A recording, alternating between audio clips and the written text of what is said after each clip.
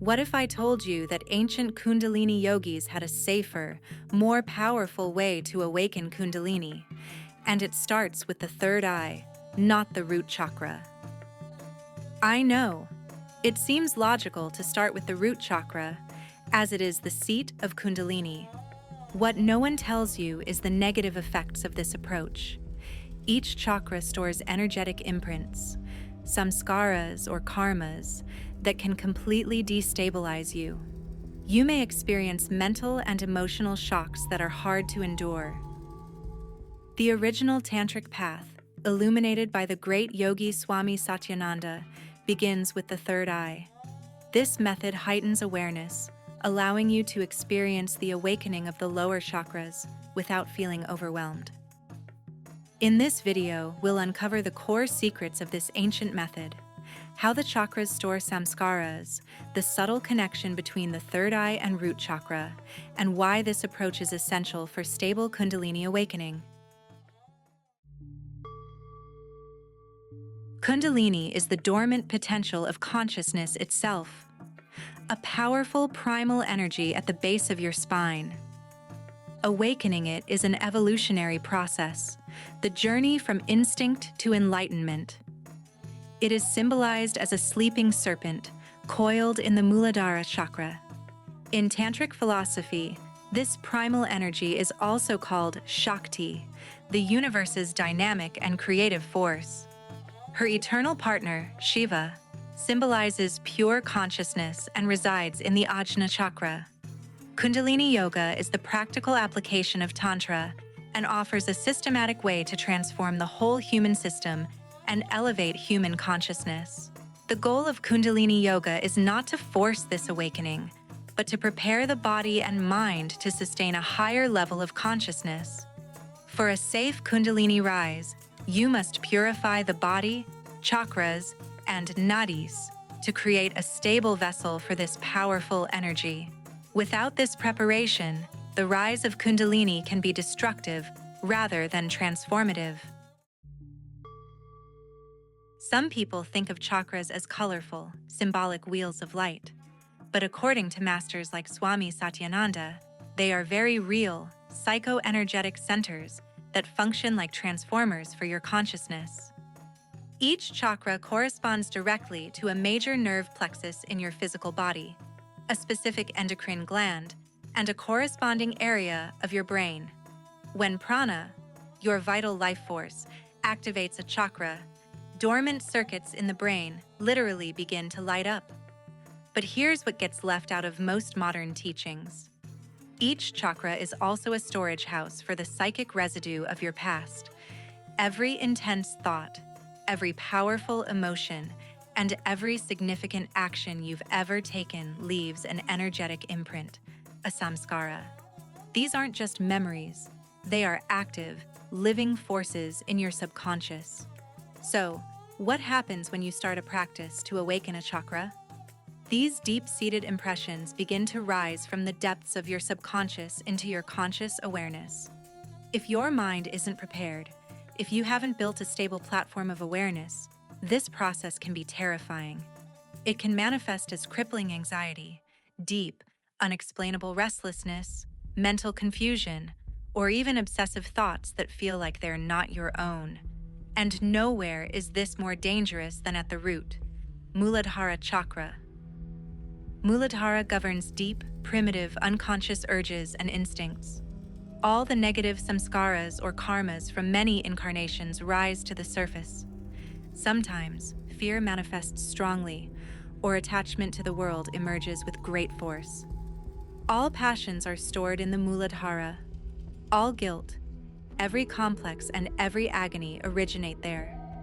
When the Muladhara awakens, these unconscious mental impressions explode into conscious awareness all at once, like an erupting volcano pushing to the surface what lies beneath the earth.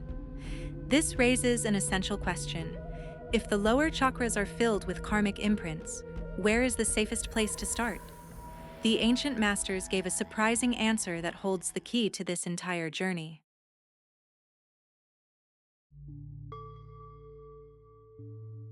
In Kundalini Yoga, The Ajna chakra must be awakened first to purify the mind.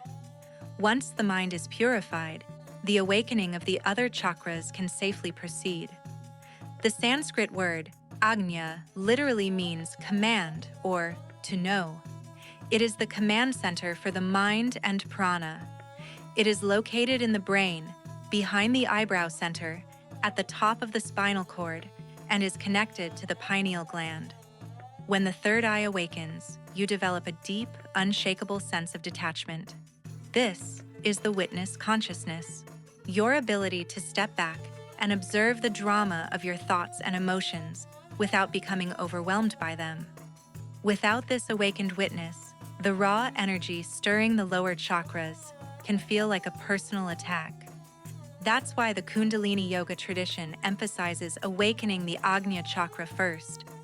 It establishes the detached observer before the chaotic energy from the lower chakras is released. Think about it.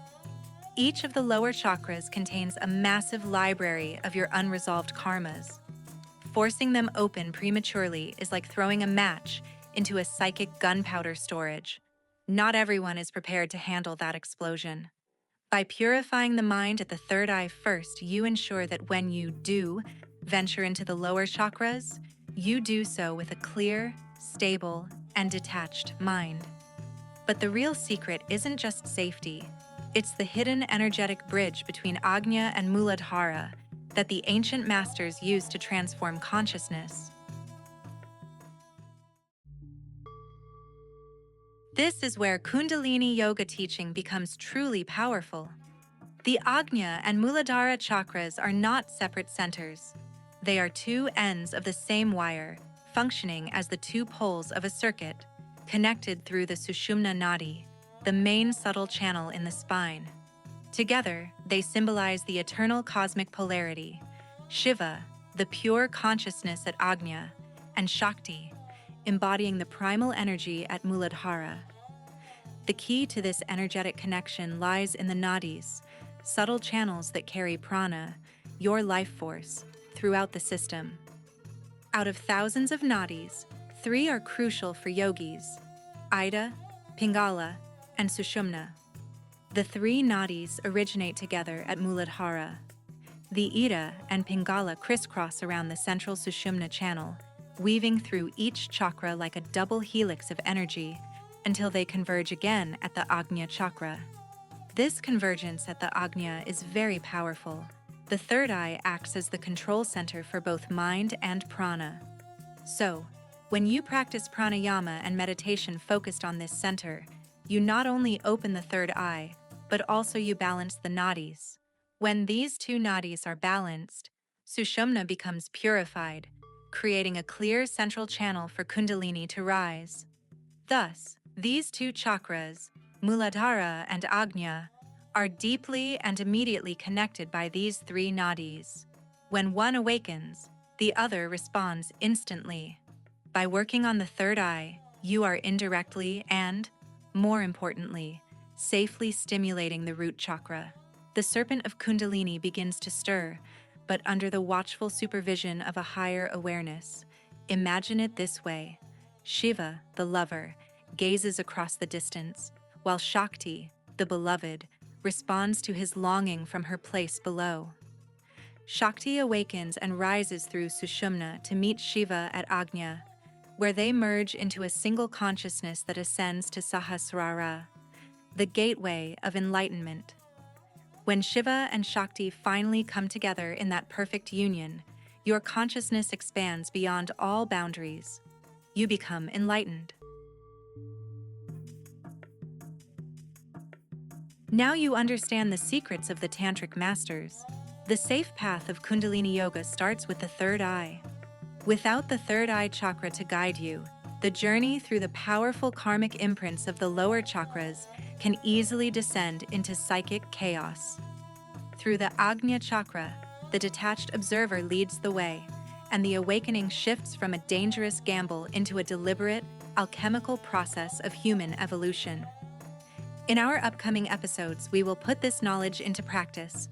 We'll guide you through specific meditations, from Swami Satyananda's Kundalini Yoga designed to activate the Ajna chakra. If this video resonated with you, subscribe and turn on notifications so you won't miss this series of guided meditations. And remember, Kundalini rises safely under the cool, watchful eye of awareness, not in the hot fire of impulsive ambition.